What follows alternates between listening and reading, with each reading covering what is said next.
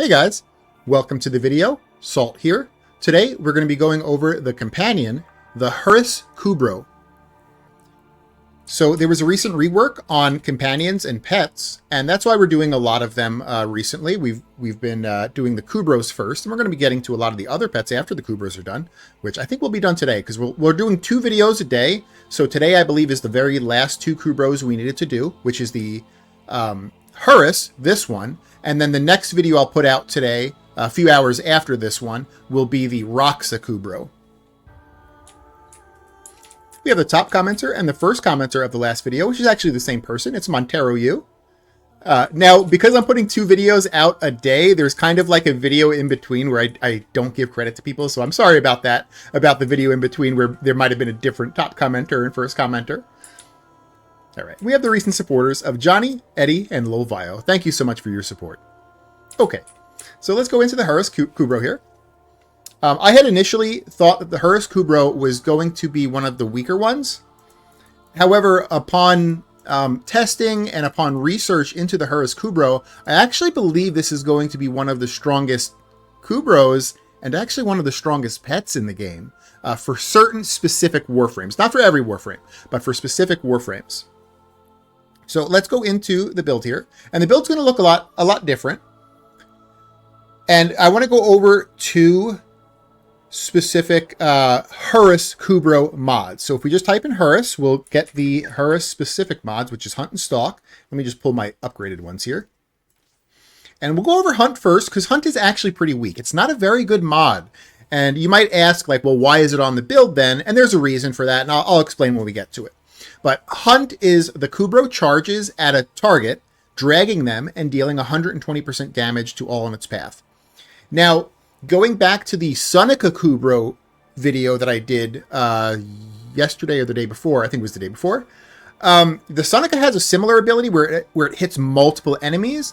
The difference is that those multiple enemies that the Sonica hit, he actually applies all of his statuses to. So, like, that's really, really good. And so I had thought maybe Hunt was going to be like that. Maybe anything that he hits in that line is going to take statuses. But that's not true for Hunt.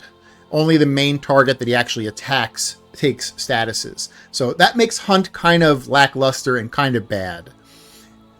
So, again, there's a reason we still have it on the build, but yeah, it's kind of bad. Okay, Stalk. This is what I believe is going to make Huras into one of the best pets in the game for specific Warframes. And it's really weird, because when you read it, it doesn't really seem like that. So Stalk. The Kubrow cloaks itself and its master to stalk down its prey when they're within 24 meters. So when enemies are within 24 meters of you, you get cloaked by your little Kubrow. It's on an 8-second cooldown. If you attack, so if you melee attack, if you shoot with your primary or secondary, you're going to break cloak. Okay? If you melee attack while you're cloaked, you're going to get your stealth damage multiplier like for the very first attack, but then you're going to be, visible again. So even for a melee build, it's kind of meh, not really that great.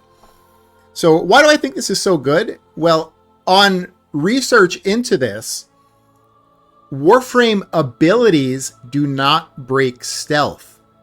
Now, probably about a quarter of the Warframes, maybe even more, but about a quarter of the Warframes in the game are full casting Warframes. They're Warframes that basically almost never use their weapons. They get most of their kills from abilities, things like Protea, Ember, there's a bunch of them. So you have a pet that can effectively make those guys almost permanently invisible. So that's pretty friggin' powerful. That is pretty friggin' powerful. And again, the only way you break your stealth is if you shoot or melee attack, which you won't be doing on an ability frame.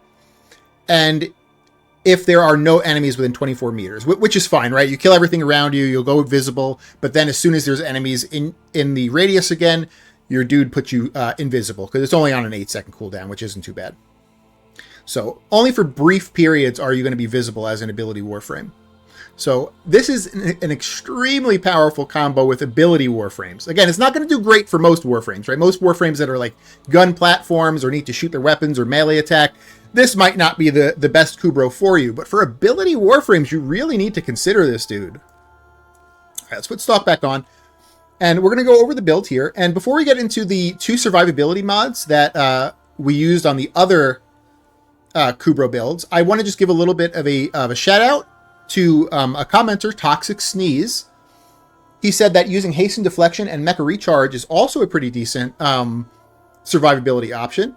And I think it is. I think it's a good side grade to like the Link mods and to the other survivability mods. But specifically on the Huras, I think it is the best. I think this is the best survivability option for the Huras Kubrow. Because the Huras Kubrow is not really going to be under fire that much because he's going to be invisible.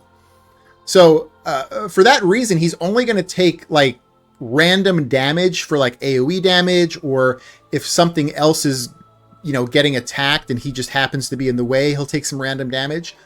And so for our two survivability mods, we're actually just going to go with more of a shield gating Huras, which is going to be Hasten Deflection for shield recharge and shield recharge delay, and Mecha Recharge for more shield recharge. And again, it's because our little Huras is not really going to be under fire that much. And so he has a shield of 490. He's going to have a shield gate of 1.6 seconds. And he'll get 124 shields back per second. So there's only going to be like a 2.5, 3-ish second window where he's actually vulnerable, which on like normally if your dog was not invisible, it might be a little bit scary, like he might go down in that time. But for this dude, because he's invisible, like it's not that bad. So I think for the Huras, this is the best option. And also, not only are these two survivability mods, but Mecha Recharge actually has a offensive ability tied into it too. So Mecha Recharge has that bottom effect, which is companion marks a target every 45 seconds for 6 seconds. Killing the target applies their status effect to all enemies within 15 meters. So Kubrows specialize in magnetic spreading, and Mecha Recharge is further helping with that magnetic spreading. Now, on our Kubrow builds, we always use the other mecha mod that goes on the claws. But on the Huras, we can also use this mecha mod. So now we have two of them. So the set bonus, instead of being 60 seconds for 3 seconds, it's 45 seconds for 6 seconds.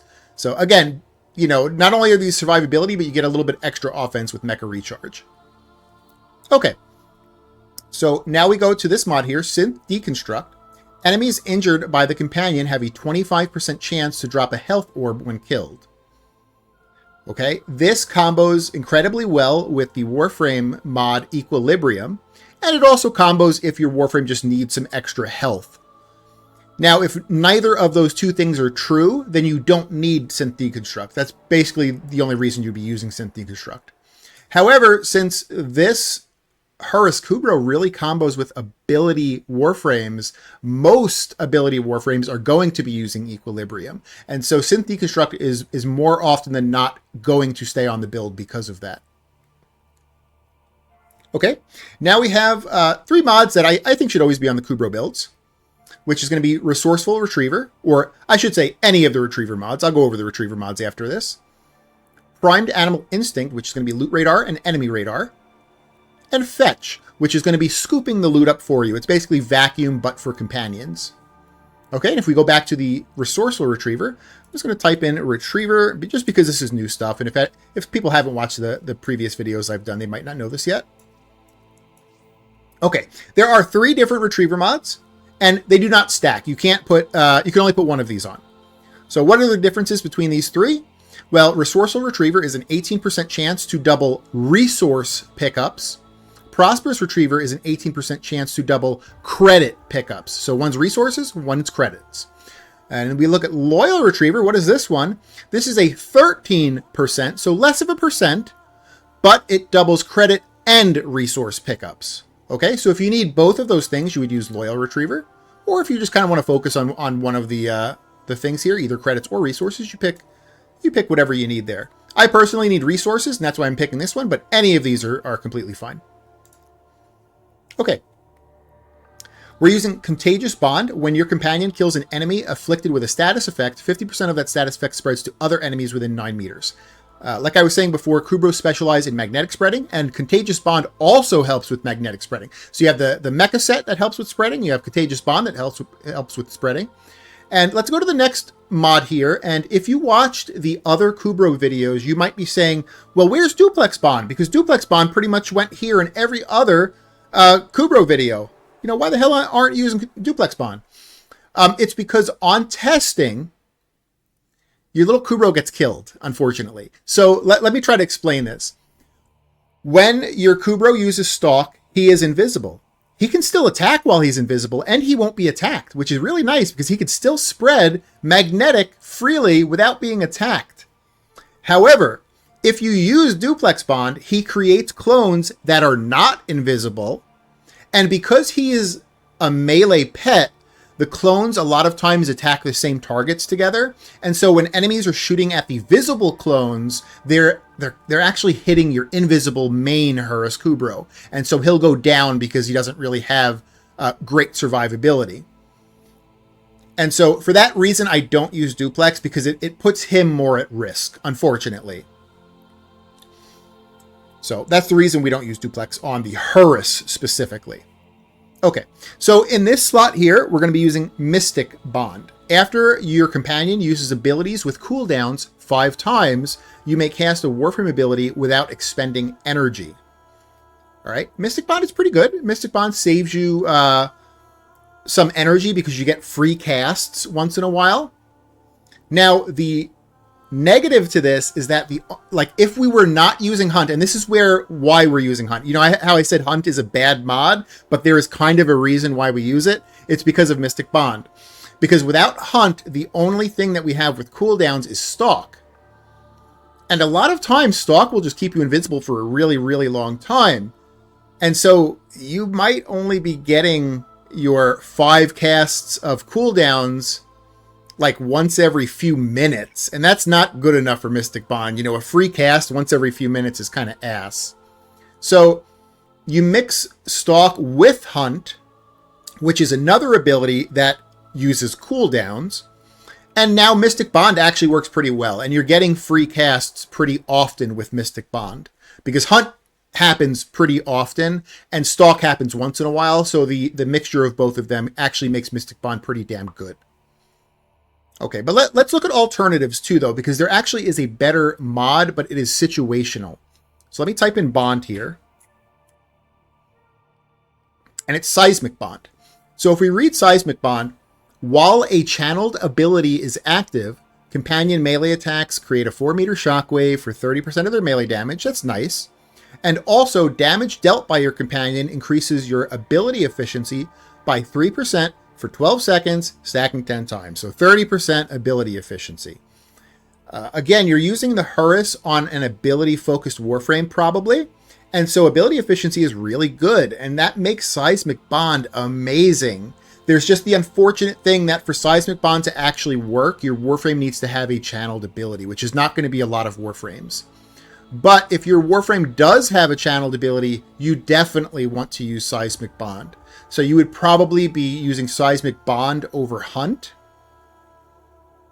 And then in that case, if you use Seismic Bond over Hunt, Mystic Bond's power goes down so much because now you don't really have a cooldown ability that's actually activating it often, because Stalk is really not good enough to be activating Mystic Bond. So if you have a channeled ability, you put Seismic Bond here over Hunt, and you put Vicious Bond over Mystic Bond.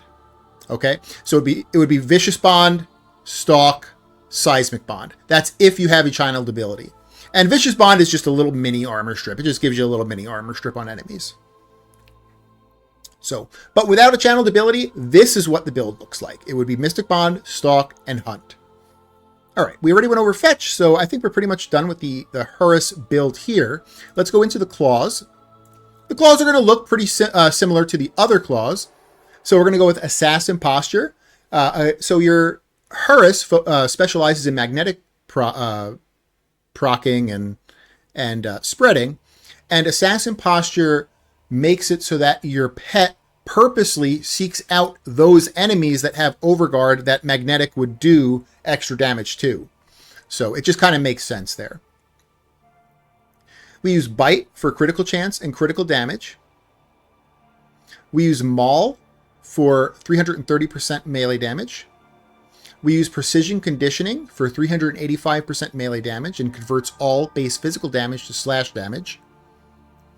We use Burning Claws for 330% heat, 330% status chance, and it converts all elemental damage from claws to heat damage. I'm going to explain why I think that slash and heat are the best, but they are just minor improvements over the others. It honestly doesn't matter too much. It would be hard to actually tell the difference. But so if I know these are brand new mods and they're also expensive, they're 10-star mods. So they're pretty expensive in Endo to upgrade. So like, let's say you didn't upgrade precision conditioning first and you did like brute instead, just use brute here. You can only use one of them. They don't stack. So if you didn't do precision and you had brute instead, just use brute here. That's fine. Same thing with the claws. If you, for some reason, didn't do burning claws first and maybe you had like chilling, sepsis, or shocking claws, just go ahead and plop one of them here. That's fine. So why do I think slash and heat are slightly better than the rest? So your little dude is going to be purposely seeking out Eximus enemies or dudes with Overguard, which are going to be things like Eximus, Thraxus, things like that. Most of those enemies, not all of them, there are going to be some Corpus enemies as well, but most of those enemies are going to have armor. Heat acts as a partial armor strip, which is going to further weaken that large enemy. So he's going to have the magnetic procs, which weaken him, and he's going to have a partial armor strip, which is going to weaken him, which is why I think heat is the best choice for the element. Now, for the physical element, why do I think precision conditioning is the best? It's because these Kubrows, pretty much all of the Kubrows, I think there's one that has really good status chance, but pretty much all of them have kind of meh status chance, and so they don't produce a lot of statuses. And if you look, the element is actually weighted way more than the physical status. So like heat is way more than the actual physical status if we went with slash, puncture, or impact. So most of the time you're actually not even going to be getting your physical element. So in the off chance that you produce one physical element, what do you think would be more beneficial? Let's go over them here. Do you think one puncture proc, which acts as 5% final critical, would be more beneficial? Do you think brute conditioning with one impact proc, which, to be fair, this is decent, because that one impact proc, because of magnetic strike, will be converted into a magnetic proc. However, we're already producing a crap load of magnetic procs with the Bell Ringer magnetic strike combo. You know, you're producing 4 at a time, and like the more he hits, the more he's doing. So one is not really that much different, or that much benefit there. Or is one slash proc the most beneficial? Slash proc damage is based on the damage of the weapon. So like little piddly weapons will do little piddly dot damage, and big weapons will like, you know, 1, 2, 3 tick an enemy down. This is actually a pretty big hitting weapon or claw or whatever it is. And so you're going to actually get a pretty beastly slash proc out of it. And so I personally think the slash is the most meaningful out of the 3 physical elements. But it's minor. Like there's minor differences, and there's probably a case to be made that the brute conditioning with the impact turning into magnetic is also pretty decent too. So you can pick whatever you want. I think slash and heat are slightly better than the other ones, but pick what you like. Okay, we go with Hunter Synergy here now. This is going to give 30% primary weapon critical chance added to your companion. So this is dependent on your primary weapon. I have a middle of the ground Grokata on right now. The Grokata is not great in crit, and it's really not great in status. It's like kind of right in the middle. And so for a middle of the ground weapon with Hunter Synergy, you're looking at about a 108.5 crit chance. Actually a pretty big crit chance for a Kubrow. 11.2 crit multiplier. So this guy has a large crit chance and large crit multiplier, which is pretty crazy. And a 41.7% status chance. The status is going to be important too, because we're using Mech Overdrive, which also transfers part of your primary weapon's status chance onto your pet. So again, with a middle of the ground weapon like the Grokata, you're looking at it to be about 41%. It depends on the primary weapon you choose though. Certain primary weapons that are way higher in crit, like the Dread, for instance, you might see way more than this 108. Or certain primary weapons that are garbage in crit, like let's say the Sporothrix, which has a 1% crit chance, it'll be less than this 108. And the same thing with the status. You know, I'm using a very middle weapon, so at 41%, but if you were using, like, let's say the Strun Incarnate, this could be like 100% probably or more. Or if you were using something that was way lower in status, this could be less than 41%. So Hunter Synergy, just brings over some of your primary weapons crit chance, and Mecha Overdrive brings over some of your primary weapons status chance. Now, Mecha Overdrive does other things. Mecha Overdrive also gives you plus 90% status duration, which is really nice. And we already went over the mecha mod that we put on the Kubrow himself. This is the second mecha mod that we're putting on the claws. So Companion marks a target every 45 seconds for 6 seconds, and killing the target applies their status effects to all enemies within 15 meters. So this is the one that's going to spread your little things as well, your statuses. Okay, and now we go to the 1-2 punch of Bell Ringer and Magnetic Strike. So Bell Ringer is going to make your Kubrow's melee attacks apply impact 4 impact statuses, and Magnetic Strike is going to convert those 4 impact statuses into magnetic procs. Well, it technically doesn't convert them into it. It looks like it does, but it doesn't technically convert them into it. It's just that when your dude actually knocks... So your dude applies the impact, but they immediately go away because as soon as the dude gets knocked down, the impact clears. But they'll still be converted into 4 magnetic procs. All right, and that's how you build the claws out. I just wanted to also make a little note, too, because there's only 2 Kubrows that can actually do this. There's the Chessa, and then there's this one, which is the Huras. So if I take off Hunter Synergy, you notice he actually, without Hunter Synergy, he has an 86% crit chance, which means that Tenacious Bond would work on the Kubrow. Well, why don't we use Tenacious Bond on the Kubrow? Like, why aren't we actually using Tenacious Bond over here? It's because, again, the Huras Kubrow is going to be beneficial for ability warframes, right? Tenacious Bond, as far as I know, I could be wrong about this, but as far as I know, the 1.2 crit damage multiplier is only your weapons. It only affects weapons. It doesn't do anything for your abilities. So because the Huras Kubrow is more focused on ability warframes, that's why we don't go with Tenacious Bond. But if you were going to try to like build your own Huras build out, just keep in mind that he could use Tenacious Bond and make use out of it. It's just more weapon focused at that point. All right, so that's the Huras Kubrow. That's the claws. I want to... What did I want to do? I wanted to show off that you can stay invisible. So let's... So I'm on Protea, actually. So before we end this, let's go into the Simulacrum. You are a true hunter. Where would the sanctuary... And I also wanted to showcase what Duplex Bond does, unfortunately, that it gets your main Kubrow killed because of the clones.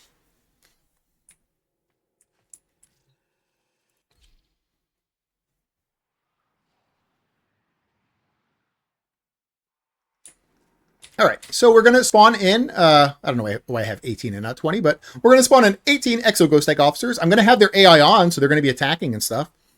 So we're going to simulate them here. He's going to turn us invisible. And he's just going to get to attacking. And he can actually attack. They're not fighting him. I don't know why they like ran down here. But they're not fighting him at all. They're just kind of sitting around like idiots. And he's still fighting. He's still attacking them and, you know, applying his magnetic to the dudes that he hits. And because I'm in ability Warframe, I can cast abilities here. I'm still invisible. Now, once there are no enemies within 24 meters of me, I'm going to turn visible again. So let's try to kill all these guys. I don't know what Protea build I'm on right now. I could be on a blank build.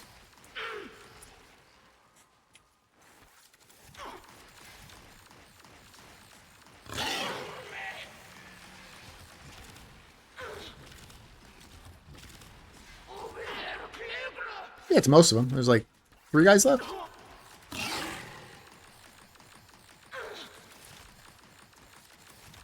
Yeah, I must be on like a test build or something. Like, kill these guys already.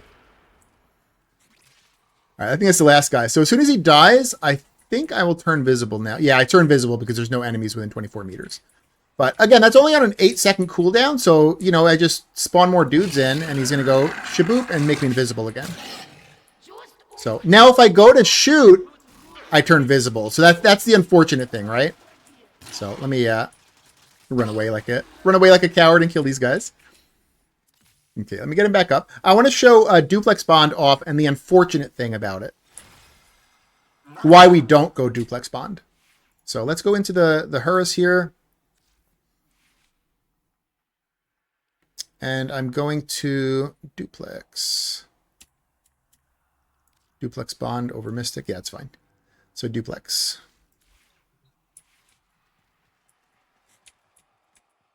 All right, we'll do the same thing. We'll spawn these dudes in. Makes me invisible.